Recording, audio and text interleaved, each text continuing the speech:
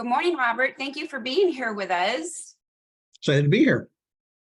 So I want to jump right into this, and I want to introduce you formally, and then I want to introduce you informally. So to make sure that I give all the credit where credit is due, I'm going to actually read this. So you are a pioneer in the psychology and social science of retirement planning, and you're highly sought after as a presenter at retirement conferences and at meetings across the country. You're a 3-time best-selling author, nationally syndicated columnist for Forbes.com, Financial Advisor Magazine, and nextavenue.org. Your work has reached millions of retirement readers through 7 books, 12 guides, and over 800 articles. In addition to your own writings, you frequently appear in major business media outlets such as the Wall Street Journal, USA Today, CNBC, Market Watch, Investors Daily, New York Times, and many more. So I think it's very obvious why we invited you to be with us on our premiere journey into the podcast world. Now that was the formal introduction, but the informal introduction is I consider you a friend. We've talked many, many times. I am actually certified through your trainings, and I do my continuing education through you. And I have just met so many wonderful people involved in the world of retirement coaching. So I want to thank you very much for that. Now, after having said all of that, in your own words, who is Robert Lara? No, thank you for all that. And, really, at the end of the day, just a retirement nerd. I really, I just find it so fascinating. So before I became a financial advisor and retirement coach, I was a social worker. And then I've been a financial advisor for over almost 25 years. Really about 15 years ago, I started noticing the gap of, clients had money, but were they prepared for the other things? And so the whole idea was to kind of bring those things together, and nobody was talking about it. And they're still really not talking about the psychology and the social science of the transition and the mindset and what happens. Everyone kind of just is like, oh, it's perfect, it's easy, it's great, just hurry up and do it. And then you get there and it's not, and people don't know what to do. And so that's really my hope, is to kind of, challenge the status quo and get people to look at it, differently and more in depth from a personal side of things instead of just a dollars and cents side. Do you find that conversation, since you've been in both, or are actually still in both worlds, do you find that conversation is hard for the financial planner or the money person? Is that conversation hard for that individual to bring up? It is, in the industry, it's kind of interesting is because there's they call it the hard and the soft side, right? The hard side is the money side, the soft side is the dollars or the psychology.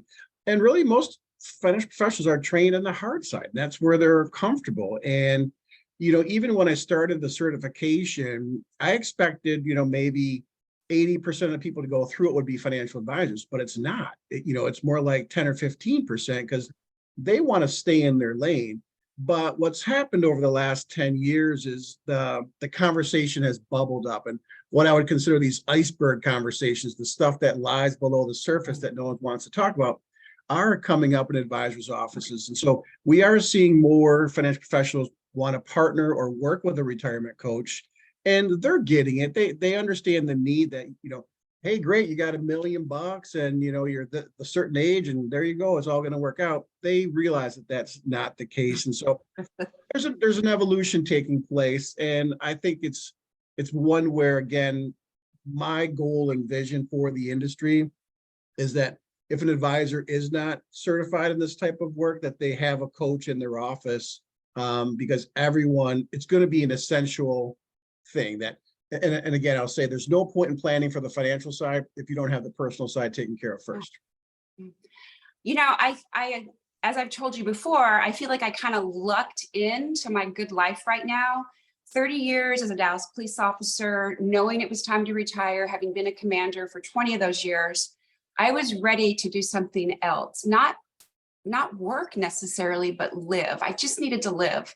There was dealing with so much in that world. I just wanted a different kind of life.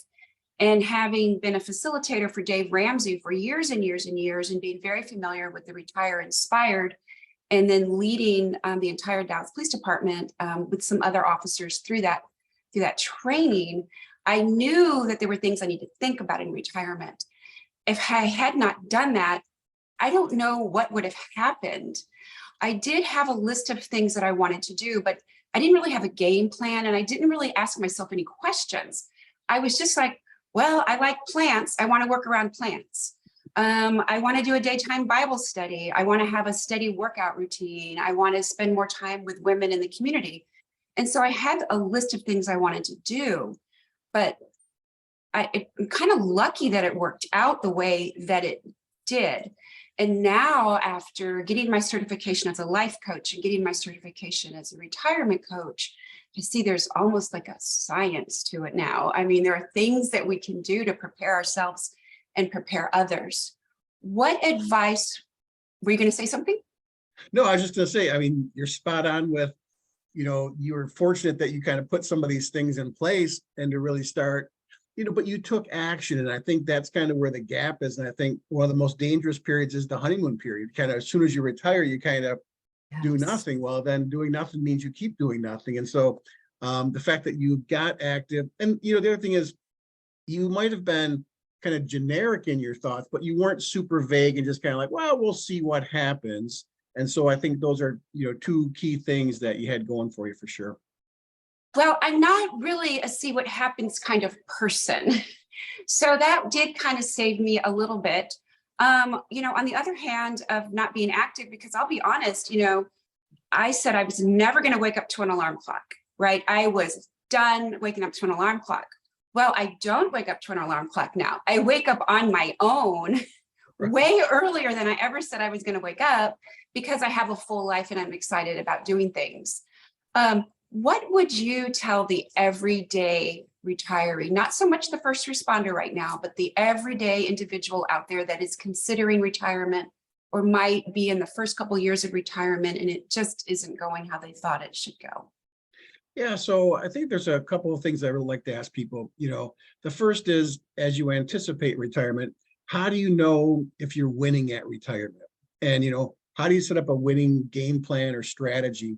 And it's something a lot of people can't answer. They can, how do you win at work, or how do you win with your family? You've got some foundations for it, but retirement has been portrayed as this lofty place or goal that once you get there, everything automatically comes together. And that's just not the case. And so just like you need a written financial plan, like, okay, I'm no longer earning income. Where is this money going to come from?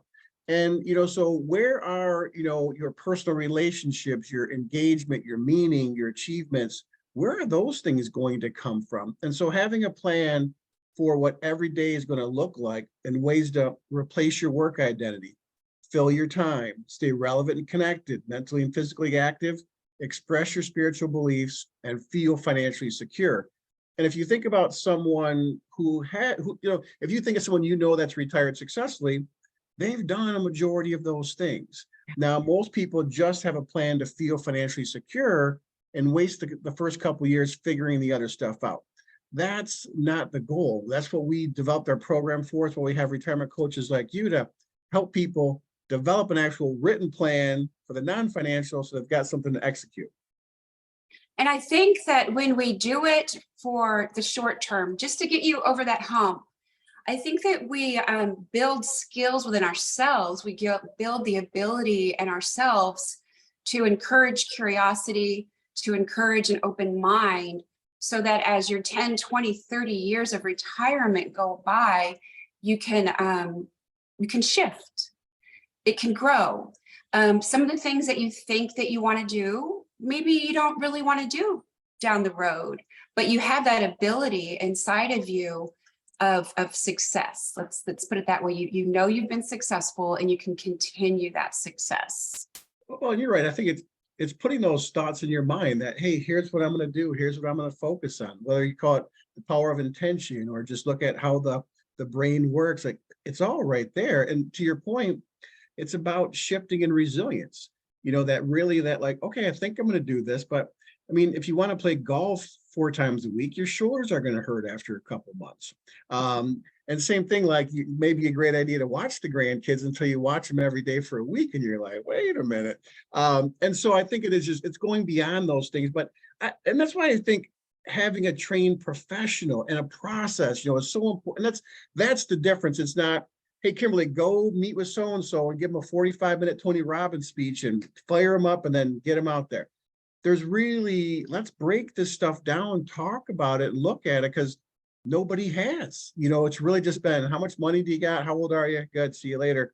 And that's really not what it's about. And it's, to your point earlier, is looking at a person's personality and style and building a plan around that. It was really funny. Last year, I was leading a group coaching deal about retirement. And I had a very, very professionally successful man in a good marriage, very active in the community, really had some things he likes to do. He already does some volunteer work. I mean, he's really got it going on, right?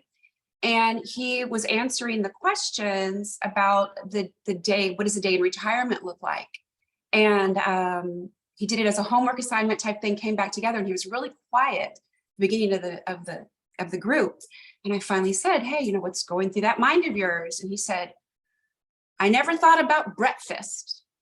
I never thought what it was going to be like to be with my wife every single day, every single week, when it comes to breakfast, because I eat breakfast and she doesn't, and she's up moving around and doing everything, and I just want to relax and eat my breakfast. And he was blown away. He was shocked by this because, their vacations, they eat breakfast together, but this is real life. And after 40 years of working, they have to adjust to just the mornings. I mean, it was, I didn't laugh, but it was. Well, that's a great point. And this is really what retirement coaching is about. It's raising their awareness that they just kind of make these, oh, it's just going to be good and work. Then you're like, no, really, what does every day look like? And then by most people, when they go through the exercise, right, they get to Thursday and they're like, wait a minute, my life's a Groundhog's Day. Like, this is not what I was hoping for. And I think that's where the power is, though, too. And it's just of thinking about things you haven't thought about, but more so writing them down, because once people write it down, it has a bigger impact on the retirement transition as well. Well, I'm impressed that your clients get all the way to Thursday, because mine usually come to a halt at Tuesday. We can cover Sunday pretty good and we can get Monday taken care of. But by the time they get to Tuesday, they're like, what am I going to do? And I'm like, it's okay. It's okay. We got this. We got this. I might have been ad-libbing. My clients might only get to Tuesday or Wednesday too, but Thursday sounds better.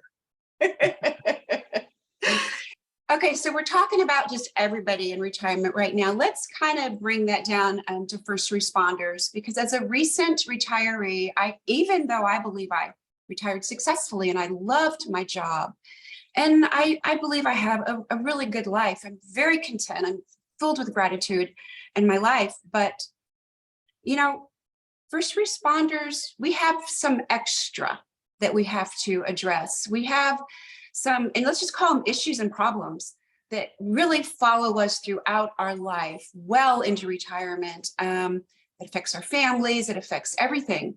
And in complete disclosure, one of the reasons why I trust you the way that I do, and one of the reasons why I am training under you, and the reason why I've invited you to help me serve this community, is because in our very first conversation, you acknowledged that when you heard what I did and you heard what I wanted to do, when you heard what I did as a career, what my husband does, an active SWAT officer, you understood, you knew that we had some extra stuff that we needed to address.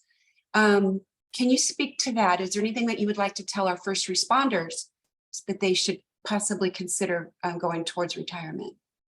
Yeah, I guess the best way I can say it, you're just not normal. You just can't be kind of thrown into this group of like, hey, because not only many times do you have the opportunity to retire at a younger age, because you're not, being held out to, 60, 65 or 70, you're really cracking into 50, 52, 55. And, even people today who are turning traditional retirement age, 62 or 65, they don't feel old or outdated, or they want to get out of the workforce. And now someone's 50 or 52, you're talking about 40, 50 years worth of planning. And that's pretty significant. And I think the biggest thing that I have seen with first responders, including the military, is replacing that level of camaraderie, that brotherhood, that sisterhood that you have, within the force, because really like a bad day for someone on the outside is, I woke up late, I forgot this, and oh, my kid got caught vaping or something.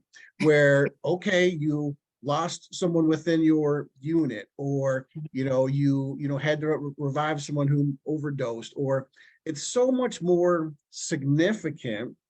And I think it also runs high on adrenaline and really the impact that you have. And even though I also think that, I think there's some bad news around first responders and different things, or some public quote policy. In general, it is still a respected profession that people appreciate. And so there's like, oh my gosh, you're this, thank you for your service. And so there's still a level of appreciation, and you're walking away from all of that. And how do you, it's not so much that you're walking away, because to your point, you're just like, hey, I've done this and I'm ready for something else. And there's nothing wrong with that. But how do you replace it? Because it's not easy to replace. How do you find that camaraderie? Because even that when you leave, your role in the military or first responder doesn't necessarily change you, but you're not as connected as the people who are still in it. So there is a little bit of a loss there, but the adrenaline, the helping people, the being wanted and needed, so many of these factors. So it's amped up, and you're still got a lot of time to think about it. And also, my sense is that first responders, like, you don't have any time to think about it during active duty because you're busy. You're always doing it. And so now you've got 24 hours a day to reflect on everything you've done for the last 30 years, and it isn't exactly pretty. So there's a lot that comes with it. And I think it's, do we have some magic way to fix all that or make it all go away? No, but I think it's putting that stuff out there, because again, when you go to a retirement meeting, what are they going to say? Well, what's your asset allocation? Here's what your pension is, and none of that. And so that's where, again, I think it's not only recognizing the needs of first responders, but putting people like you who have been there and done that and kind of gone through all the active stuff, but also the first 3 to 5 years of the other stuff to, put it out there to help people get connected and find the support so that they can make a better transition. Because the issues and the potential for problems are extremely real. And, rates of suicide, addiction, alcoholism, go through the roof. And it's just the harsh reality that, but if we talk about it, we know about it, we can avoid it or protect it or reduce it, instead of just say, that's how it goes, too bad, or figure it out. And that's just probably half of all the stuff, right?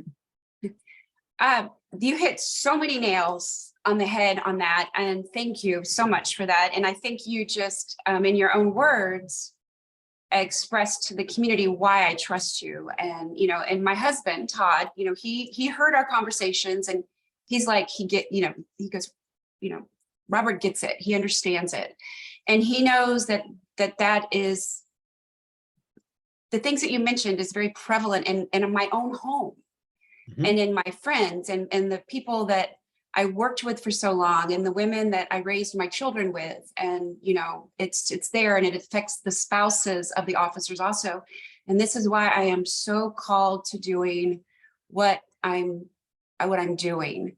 I could continue working at the plant shop, which I loved. I mean, there's so many things that I could actually do that honestly would be easier. They would be easier, but I don't think that they would make the impact. And I don't think that it would help first responders who have been serving everybody else for so long actually take care of themselves. And one thing real quick, I just want to go ahead. I'm sorry. Go ahead. No, you go. Okay. One thing I wanted to mention, and this was really a huge eye-opener for me. And that is, so as a commander in the Dallas Police Department, for years and years and years, I had the pager, remember the pager that you could read? And then I had the cell phone and stuff. I always had 2 phones with me, my work phone and my personal phone. Even though everybody had my personal phone number, I still had to carry both phones. And then when I retired, I had to give that back. And that you give your uniform back, and that you give your car keys back, you do all that stuff. But at 5 o'clock on the day they retire, they turn off your city email. So at 5:01, you have no idea what's happening in the city that you've served for 30 years. And, I had days off, but I didn't have days off. I had a shift, but I was responded 24 hours a day. And with my husband being in SWAT, he definitely responds 24 hours a day. And all of a sudden, and I use this word kindly and with grace, but I was just a wife. I was just an old retiree at that point. But I hadn't changed. Me hadn't changed, and I had to really deal with that. And that was hard. And people say, well, that's ego and status. Well, possibly, but it's also responsibility. It's accountability. It's having a mission. It's having a sense of purpose. And that is gone. That is gone. It's gone, and you think you're going to call your coworkers. You think that all this stuff is going to go on. Well, you might, but they're at work and they don't really have time to talk, or you're not at the table anymore making the decisions. You just aren't, you hear about something, how you might handle it, but guess what? Nobody cares. Right. Nobody cares. So no, you're right. I mean, it's really, and I think that's what, again, people can't anticipate that here's this direct cutoff, and now nobody needs your advice or help. Not even, and your kids don't want it. Your spouse doesn't want it. And I think, like, to your point, like, it's crushing. And what do you really say, like, that first week? Who do you tell, like, I'm crushed, I'm feeling isolated and out of sorts? You're like, wait a minute, you're retired. You don't have to work. You've got enough money not to work. Why isn't it perfect? It's like, because I just lost everything that I spent the last 30 years building.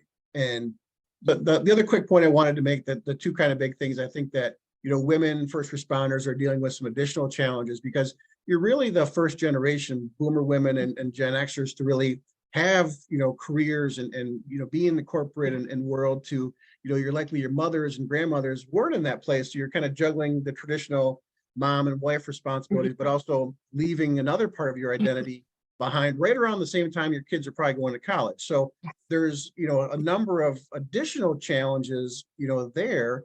And then I also think another big thing, I grew up playing sports, football, like grade school, middle school, and even college. And it's kind of this warrior mentality, right? Like, even if you get your bell rung, you get back in there, or you're hurt, you don't have any feelings, you just make it happen. And that is a terrible way to approach retirement.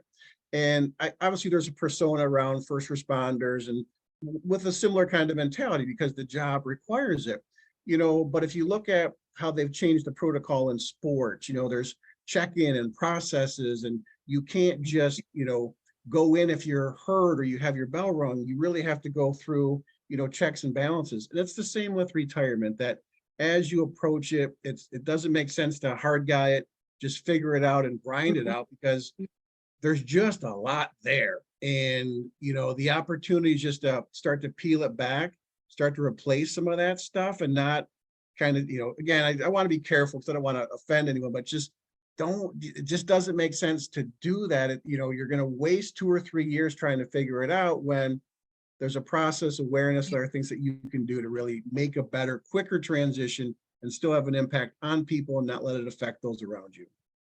I refer to that as getting out of survival mode, but still keeping your edge. And you're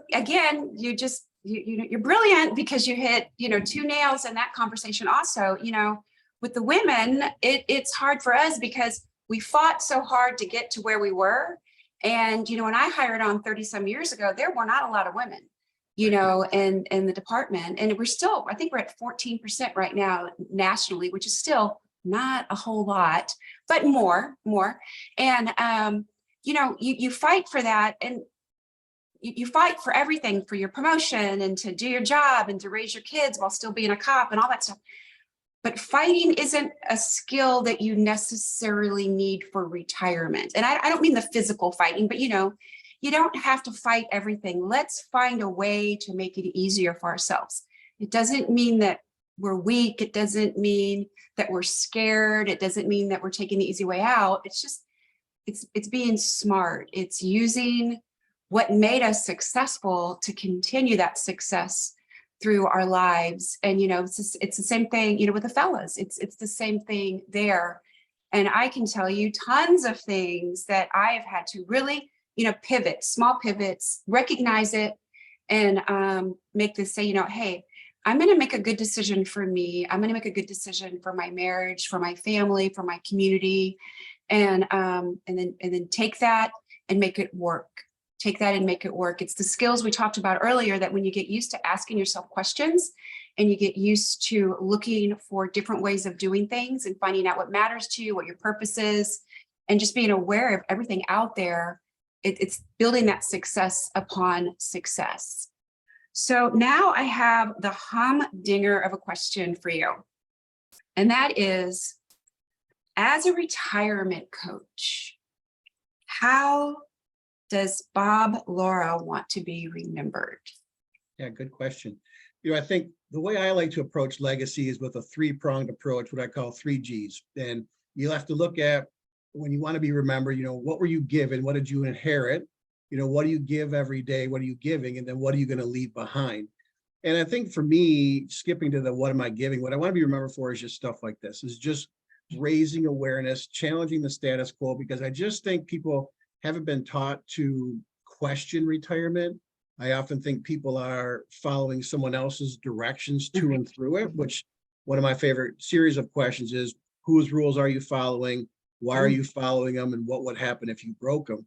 Because it's really about shifting mindset. And I feel very fortunate in my career to be passionate about what I do, to really feel like it's my purpose to really help other people, to move from success to significance. And my hope, ultimately, what I leave behind has nothing to do with money, but about wisdom and wisdom of life and sharing the knowledge and information. Because it's not so much that, hey, we're going to transfer this body of information, but for me, it's about helping people facilitate conversations about the non-financial side of retirement. And then really, I just want people to live out their best life. If there's ways that we can do it, I want to put it on paper and share it with as many people as I can so they can get it and have an impact on others as well. Well, thank you. I have personally benefited from it. My family has. I'm professionally benefiting from it. I believe our law enforcement community is going to benefit from what you shared today. So insightful. And that's what I am wanting to bring to people every time I interact with them. I want to bring them insight, experience from other people, the good, the bad, sometimes the ugly, the beautiful, whatever works. For all of our listeners, we are going to have all of Robert's contact information in the show notes. We'll have links and everything else. It'll all be provided there for you. And Robert, I cannot thank you enough for your time today. Thank you so very much. And I look forward to actually talking with you again on some additional topics for our first responder community. Looking forward to it. Thank you for making me a guest. I appreciate what you're doing for the first responder community, and I look forward to that follow-up as well.